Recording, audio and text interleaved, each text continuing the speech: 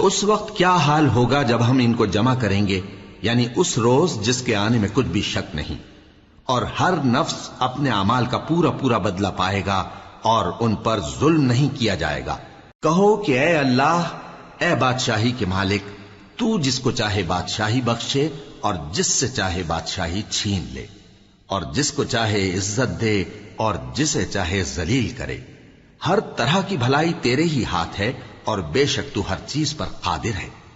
تو ہی رات کو دن میں داخل کرتا اور تو ہی دن کو رات میں داخل کرتا ہے۔ تو ہی بے جان سے جاندار پیدا کرتا ہے اور تو ہی جاندار سے بے جان پیدا کرتا ہے، اور تو ہی جس کو چاہتا ہے بے حساب رزق بخشتا ہے۔ مومنوں کو چاہیے کہ مومنوں کے سوا کافروں کو دوست نہ بنائیں، اور جو ایسا کرے گا اس سے اللہ کا کچھ عہد نہیں۔ ہاں، اگر اس طریق سے تم ان کے شر سے بچاؤ کی صورت پیدا کرو تو مذائقہ نہیں۔